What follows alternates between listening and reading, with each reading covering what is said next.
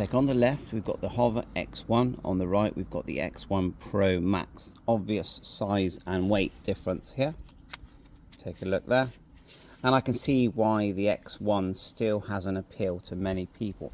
The price is half the price, but also it's smaller and it does fit in your pocket, I would say, easier than the Pro Max does. Also the gimbal, if you look at the gimbal here, goes up and down, wiggles a bit, but it goes up and down like so, where on the Max, look, you've got a 3-axis gimbal and a larger sensor. The X1 shoots in 2.7K resolution at 30 frames per second, or 1080 HDR at 60 frames per second. If we just open it up, and yeah, self-flying, of course, just press and hold to turn it on. The battery pulls out just here, like so. It's quite stiff, that battery. Let's just open up the Pro Max. So yeah, I mean, it's very nice. The quality, you really feel the quality. Both of these have got this special material where the frames, you can sort of bend it, and if you have an accident, chances are you're actually not going to damage the propellers. You might have to rejig some of the screws. Again, self-flying, and press and hold to turn on the Pro, which has an improved camera, which offers 8K at 30 frames per second, 4K at 120 frames per second, slow motion, and 4K HDR, 60 frames per second in 10-bit color. The Pro has a 1/1.3 sensor. You've also got the rear detection that you have not got on the X1. Flight times 11 minutes, 16 minutes. So in summary, if you want smooth 4K footage with some slow motion but prefer a lower price point, go with the X1 Pro.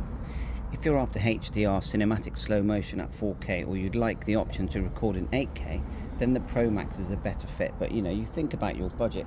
They've also launched the beacon. Also these remote controls, which we'll have a quick look at in a sec.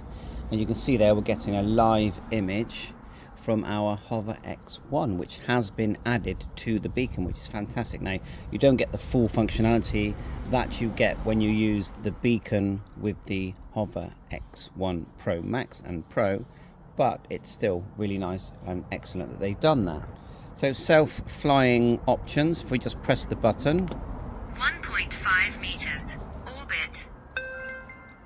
Just going to cancel that.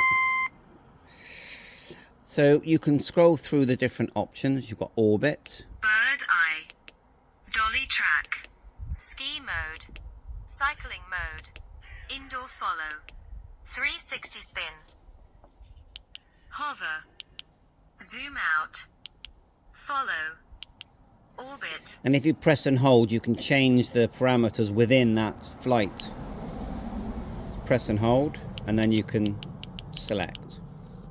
You can also, with the new co-pilot setting, you can actually adjust the flight as it's flying live using your hover, which of course has a built-in microphone and a live feed from the camera.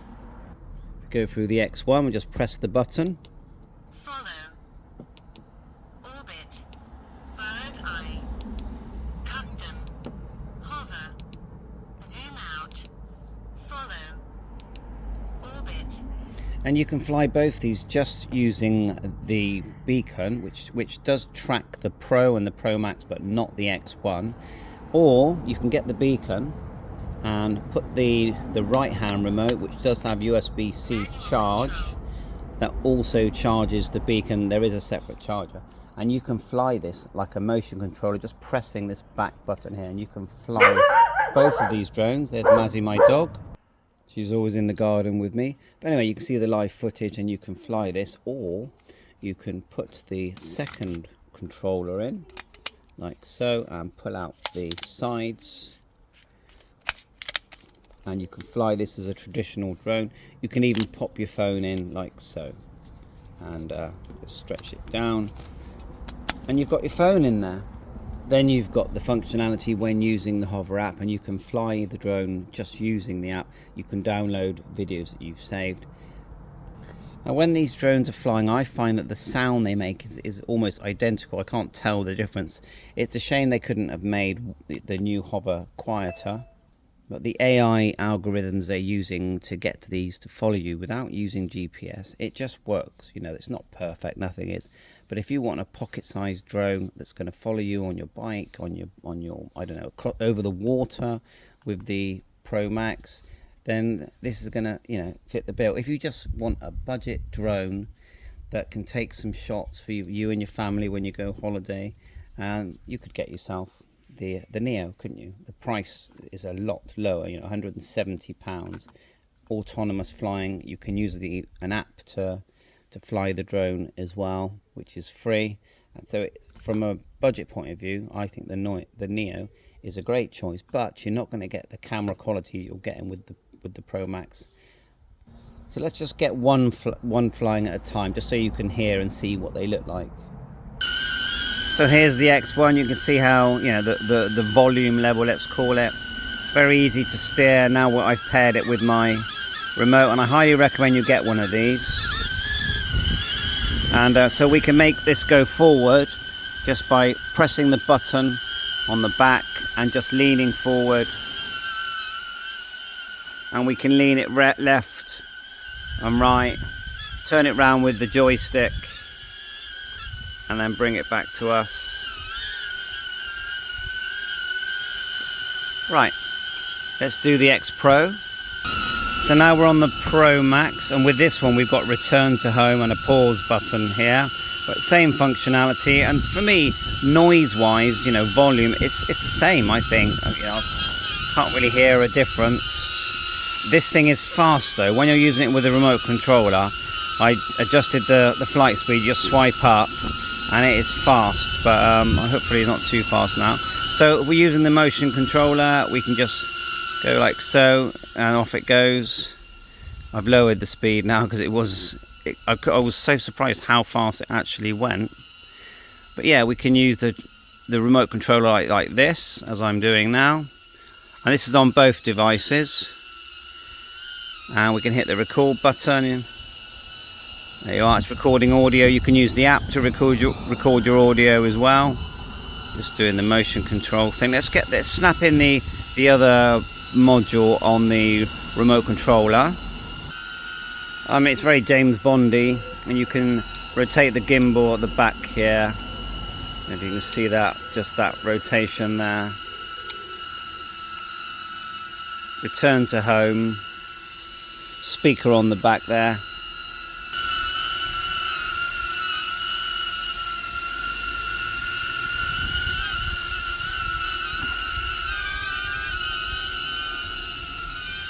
Going back, coming forward, and you've got a pause button. So anyway, hope this helps you, you know, get a feel for what these are like when they're side by side. I'll get the other one to hover autonomously. So we're just going to press the button here, try and not get them too close together. Just press and hold to turn it on. And then press once for the flight.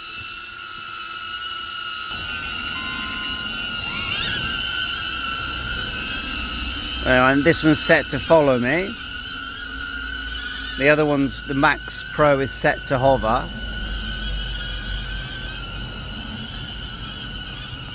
I need to get the height down. Now the good thing is, a bit near that cable.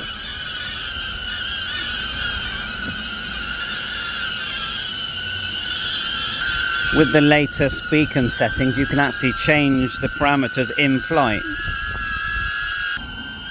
So you can see it's recording now, and it's going to follow me, hopefully, but it's following me from the far setting. And that's it really. Thanks for watching. Fun in the garden. Bye for now.